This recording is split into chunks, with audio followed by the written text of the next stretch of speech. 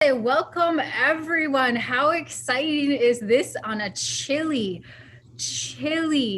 Monday? Welcome to the Cando's first Economic Development Forum. So an opportunity to chat with one another, to network, to lend and share ideas. So thank you for being here. We're honored you are here.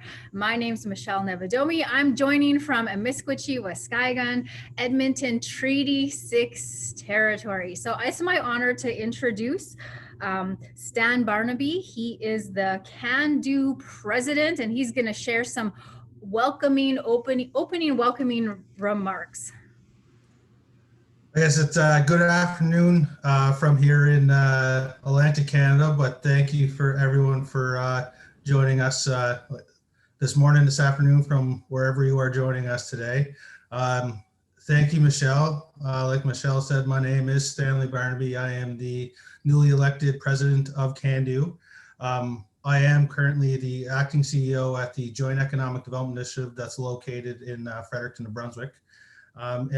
So just to give everyone a quick, if you're not fully aware of what Cando is or who Cando is, it's a nonprofit organization dedicated to supporting economic development officers through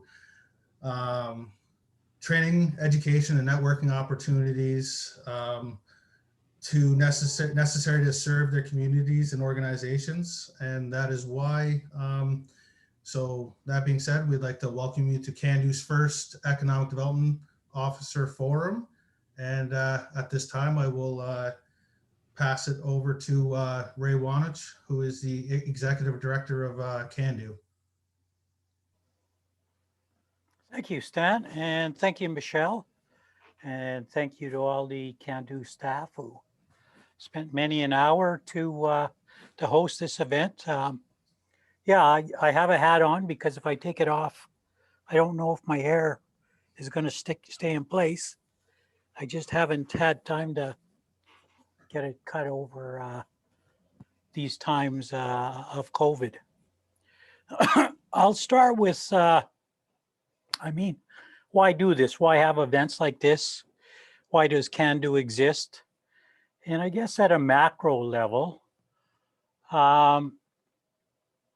Indigenous people in this country, namely First Nations, Métis, and Inuit, based on their population, should be producing $100 billion of Canada's GDP.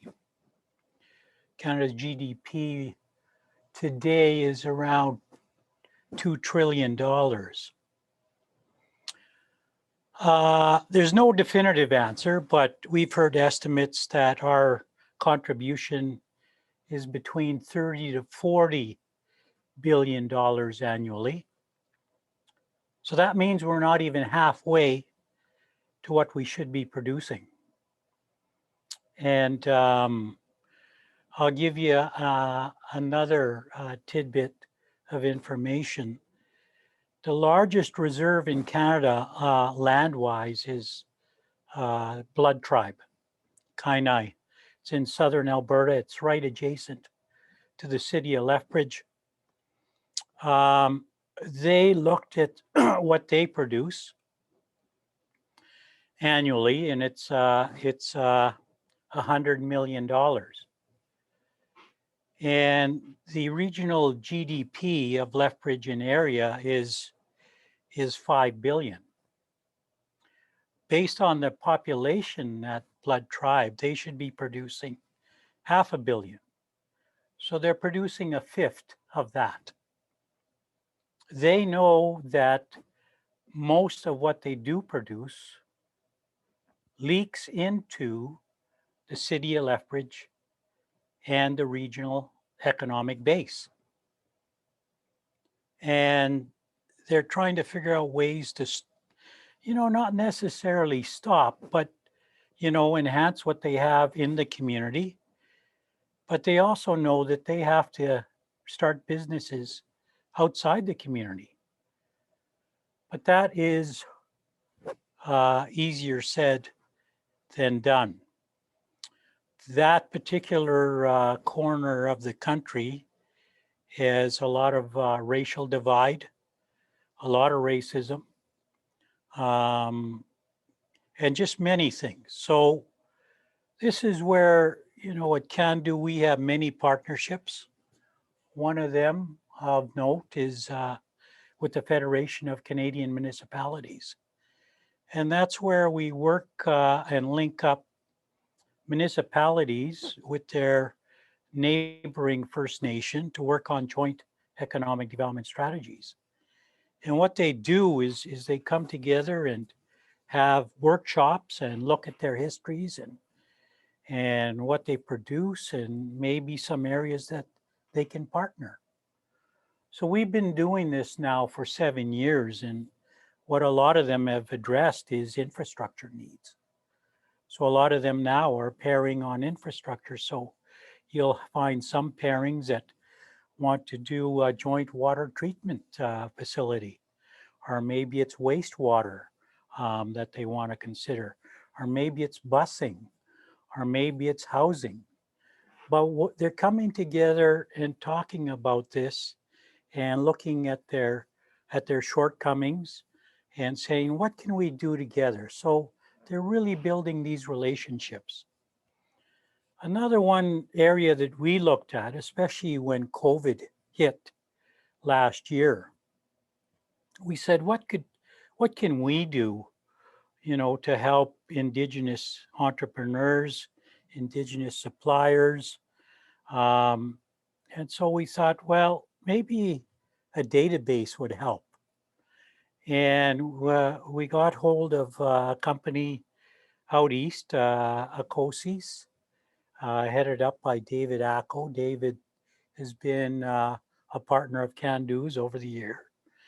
And he had some experience, not only on the procurement side with federal government procurement opportunities, in which he's won some contracts that way, but also on building databases. And so we have this fantastic database now on a Google platform that if you register as an Indigenous business, you can bid on some pretty lucrative federal government contracts. So we know of $6 million that's been awarded to some of our Indigenous suppliers today. And we're hoping to build on that and keep expanding. So the federal government now wants to set aside 5% of all federal government spend by way of procurement contracts. So this database can be a catalyst to help us get there. And then we also have our conference. We have many learning events. And so here's an example of the return on investment if you attend some of our conferences. So for every dollar spent at the conference, EDOs go into their communities and they actually produce $6.7. It's a huge return on investment. And there's a lot of stats contained in there. And just really, really good information, again, on why do we do this? Why do we get certified with Cando? Here's another hero card. That's what we call them. So this is what EDOs, Cando certified EDOs are producing. So for every dollar spent, EDOs, that again are Cando certified across the country, are producing $4.4. So when you start to multiply it by hundreds or thousands, you can see that they are making a significant impact in their communities, and we have to keep finding and determining strategies to continue that, to expand that, to enhance that. And you do so, again, by training and certification and education on what Cando does. But we also build a lot of tools to enhance what what we all do there as well. So with that, I am going to stop. But that is why, again, we gathered and why it's so important to continue this journey. Thank you. Well, thank you, Ray, for the information and the background. Thank you, Stanley, for your opening comments and remarks. In a couple of moments, we will designate you to a group where you will get to lend your voice. You will get to be part of a discussion, which will be facilitated. So I'm honored to introduce our facilitators. The first one is Shawna Morning Bull. So she just want to give a wave, Shawna. So she is the Cando Alberta board member. Danielle Lightning, give a wave. She's the Cando Special Projects Coordinator. Carmel is the Cando Certification Coordinator, and Paul, Communications Officer, and Selah is the Finance Assistant. And of course, Stanley, who is the president, will also be one of the facilitators along with myself. So again, it's an opportunity to be part of a conversation that you will share what projects you're working on, maybe what's on the horizon, some current events. You know, with COVID-19, that has brought in some, you know, extraordinary challenges and changes in how we operate and do things. So perhaps it's an opportunity to talk about some of those challenges and some of the successes. What has worked really well for you? What have you found that was good for yourself and for what you're doing within your community or organization?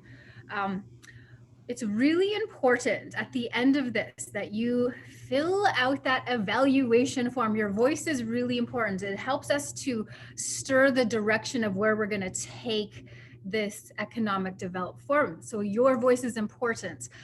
When you fill out that evaluation, we have some door prizes that you have an opportunity to win. Life is all about these opportunities, but we have 3 door prizes, or 3 entrepreneurs that we are supporting. So Cando is really all about supporting the Indigenous local entrepreneurs and artisans. And so the 3 today are Nietzsche gear. So there's a couple of sweaters and a shirt up for grabs, $100 She Native gift card, and Yukon soaps. And so they have some essential oils that are beautiful smelling. They have, I think, a combo pack that is up for grabs. So please, please, please fill out the evaluations. Your voice is super, super important. Let's see. So what's going to happen is we're going to put you in your groups.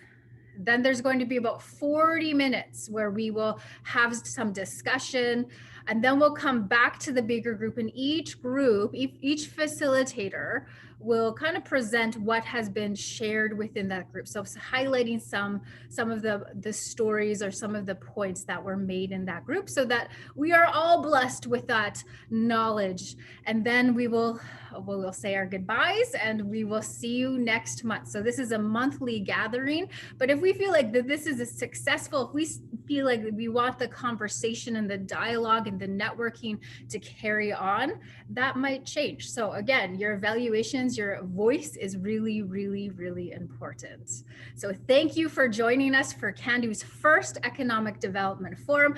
Be prepared to get in there, to talk, to lend your voice, your stories. It's really, really important. Network, partnership, collaboration, you know, that's how we make our communities, our organizations stronger. So we're going to break off into our groups now.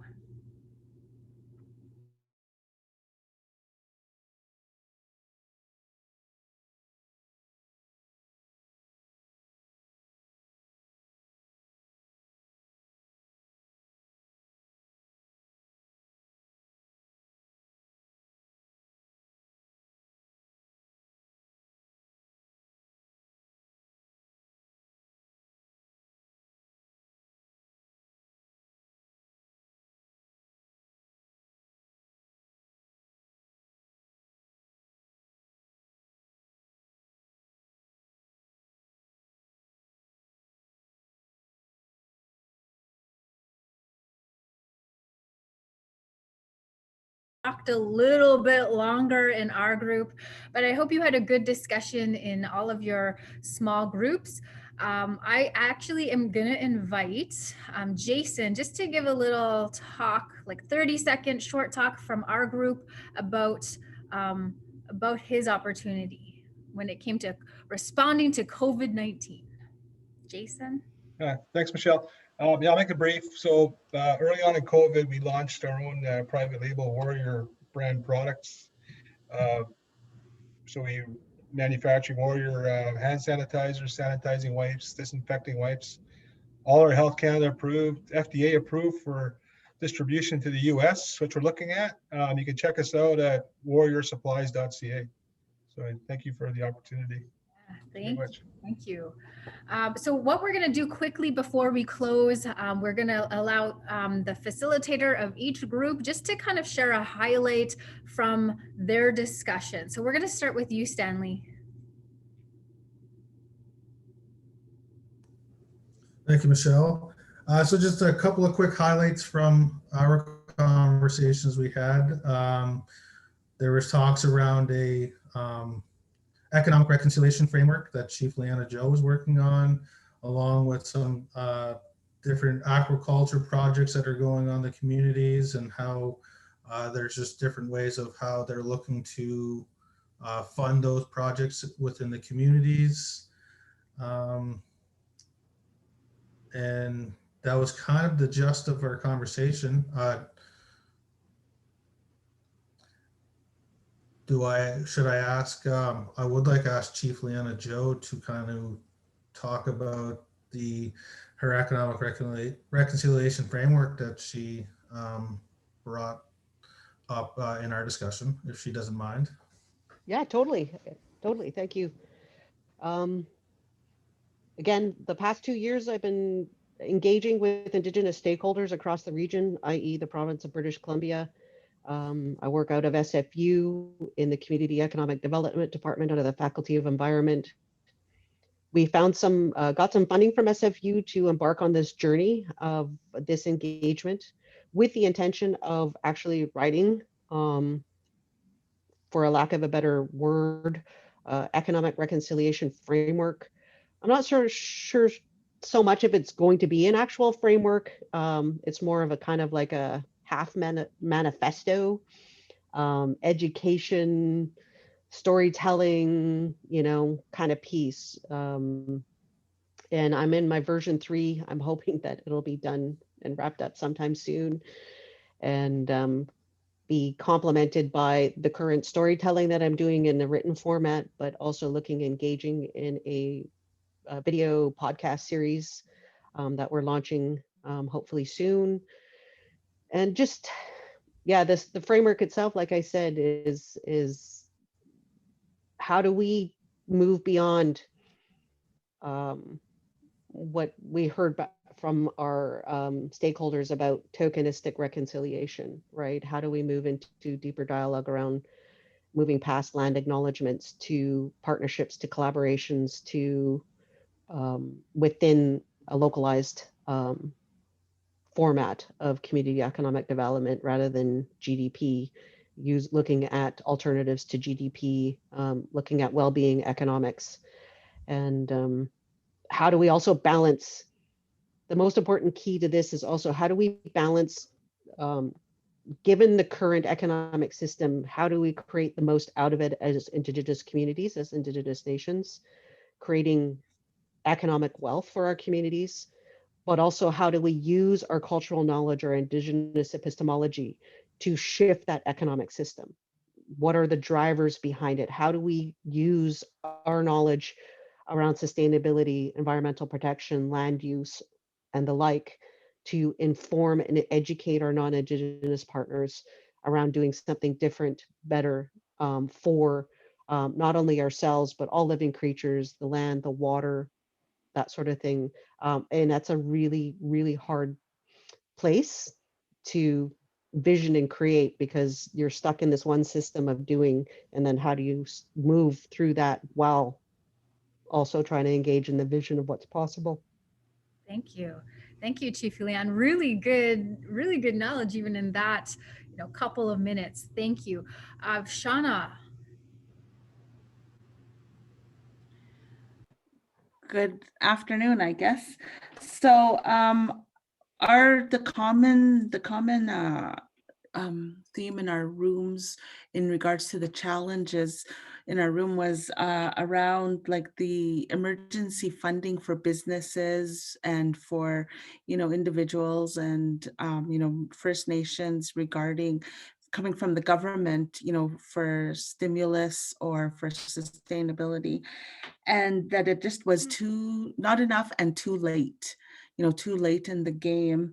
And we almost felt like Indigenous people, when the money was all given out to all these different programs, Indigenous people came up as, oh yeah, we have Indigenous business, what are we going to do with them? So that was kind of the challenges that that was common in the room. And another was having to have that hard conversation with businesses that what they you had to close your door. Some doors had to be closed because they just weren't gonna make it, and those were tough conversations that the EDOs had to have with some of these businesses. The successes was just being Indigenous and being resilient. That's our heritage, as Indigenous people, is, facing resilience. And it was brought up like the buffalo, when a storm is coming, the buffalo will just stand there and face it head on. And then when it passes, we just, keep moving forward. So, changing the platforms from being a service-based business to being a home-based business, and having to do curbside delivery, have an bigger online presence, and just keep moving forward that way. And because nobody knew this was going to happen. So maybe one of the things that's going to come out of this is better financial management, and more financial literacy in terms of how to keep books properly, so you're saving, and you're saving for that rainy day. So that was kind of the themes in our room that we spoke about that were common. Thank you. I'd also note the chat box. Feel free to use it. Put your email information. If there was somebody that you wanted to connect with, if you liked what they had to say, make sure you keep make those connections so you can keep this dialogue, this discussion going onward. So it doesn't just have to end here. Danielle, do you want to highlight something that was captured in your group? Yeah, for sure. So from our group, we went over quite a few things. I think from highlighting from our group, one of the things was, sorry, I'm blanking, but I have all these notes here. So we had the one from the community there. She was looking at a liquor store, but also kind of the thorn from that, is the opportunity to do so, and kind of missing that opportunity, and that the province has said no. So just looking at different ways to try keep that idea going. And then another person we had in our group member, was looking at strategic partnership, and that's kind of the projects he's working on currently. And also, that one of the limitations is FOIP.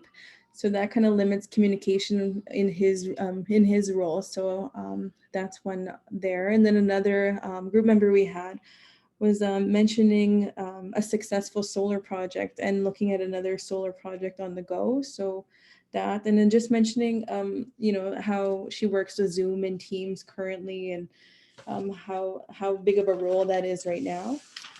Also, for another project here, we looked at, she provides she has a couple of different hats she has. So looking at financial literacy, as mentioned earlier, and also budgeting.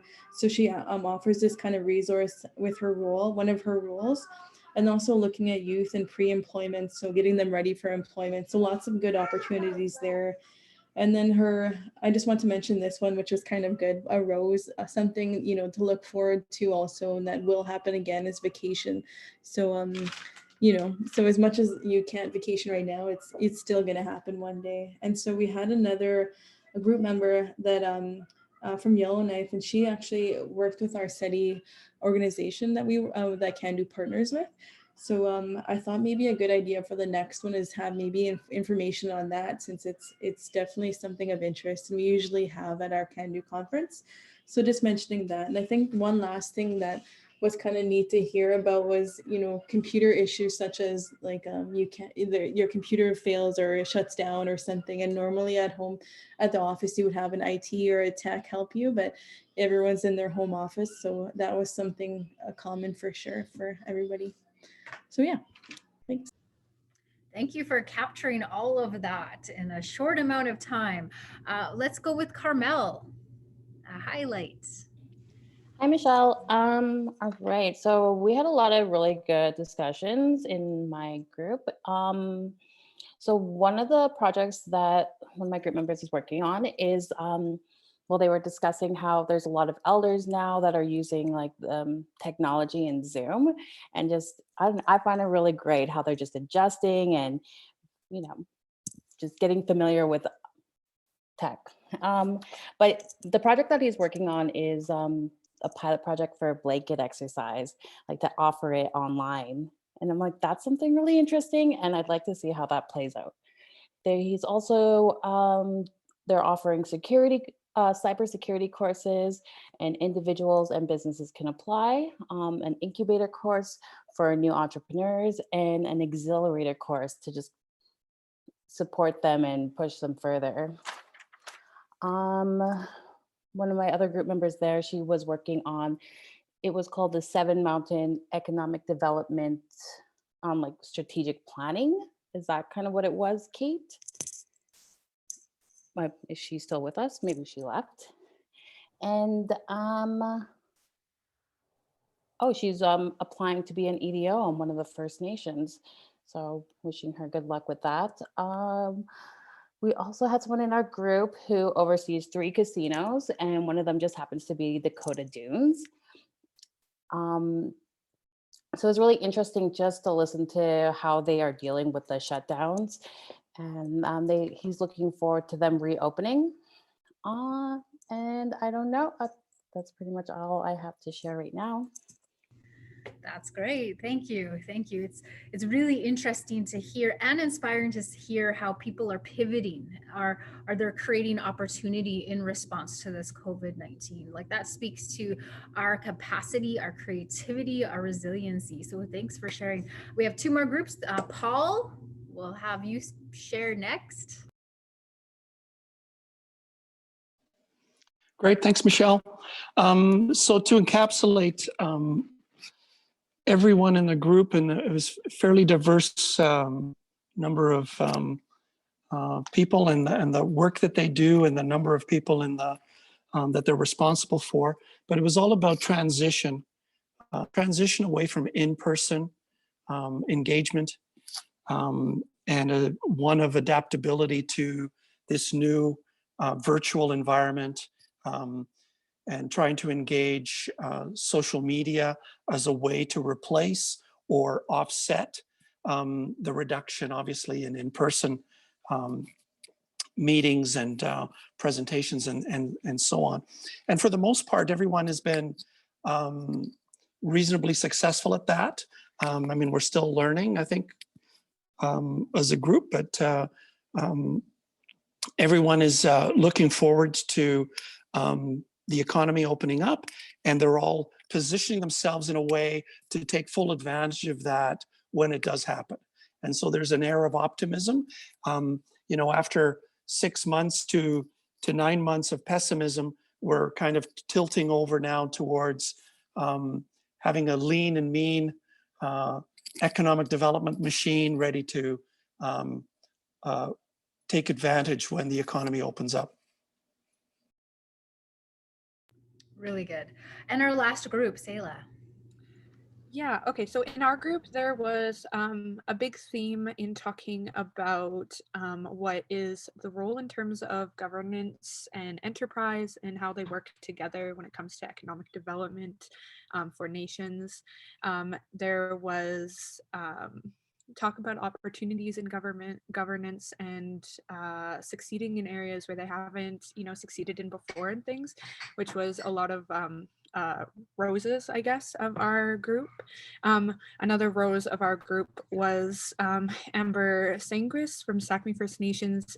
They actually are having, as long as weather cooperates, their soft opening for a Moose and Bannock store in Regina. So I just wanted to shout that out.